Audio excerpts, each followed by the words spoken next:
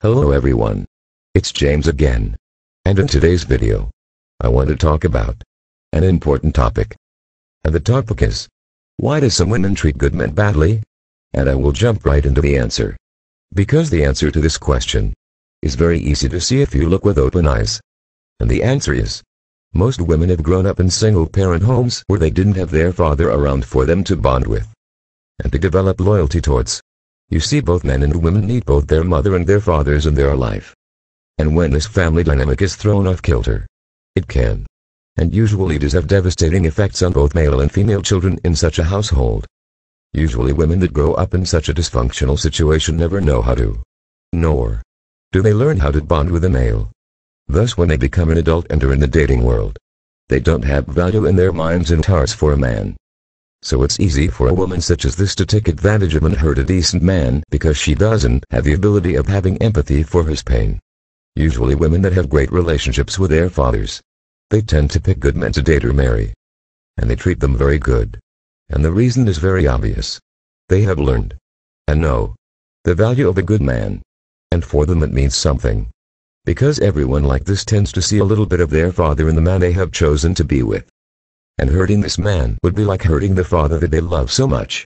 But the women that haven't grown up in such a situation don't have that connection. They don't have the sense of worth of a man's work, love, pain, and joys. Quite simply, they just don't know how to value him. Because they haven't learned how to value him. Some of arguments of, well, men should raise their daughters and be in their life. Well, it isn't that simple.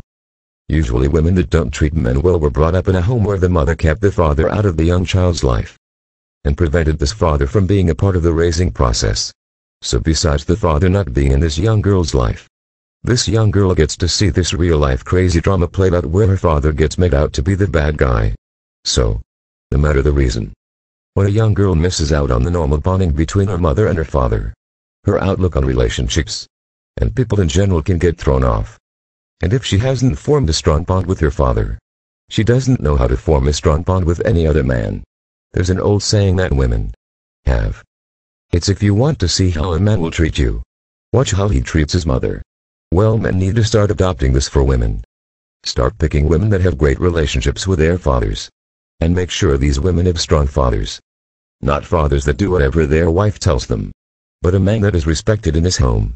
If a woman that you are with has a father like this, a father that she loves, your chances of getting the same kind of care and love is high. Because every woman like this sees a little bit of her father in you. And hurting you would be like hurting her father. Women that have great relationships with their fathers tend to be more loyal and family-oriented. They tend to be the types that will do what it takes to keep the family happy and the family together.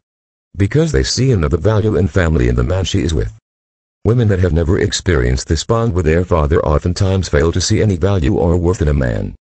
This is why it's easy for many women to dispose of a man and move on to the next one without much thought or consideration. The big question is how this is fixed. It's fixed by breaking the cycle. You see, there are people, both male and female, waking up to the truth of life. Many are staying asleep by choice, but many are waking up. And it's up to those that are waking up to break the cycle. I often address women directly with issues like this, asking them to look at their young boys and to envision them with a horrible woman that takes advantage of him. I then tell them, it's not too late to fix things. How that's done is to keep the families together and to go back to the old way relationships used to be, when a family unit was a part of everyday life. And in the process, young boys and girls were raised to be productive members of society. Young boys and girls that knew their worth and the worth of others. The fact is, since young girls have lost out on being raised with a man in the house, they just don't know how to value the man they are with once they are all grown up. Like I always say, knowledge is power. The more we know, the more we can live happy and healthy lives. Until next time, bye for now, and be good to yourself.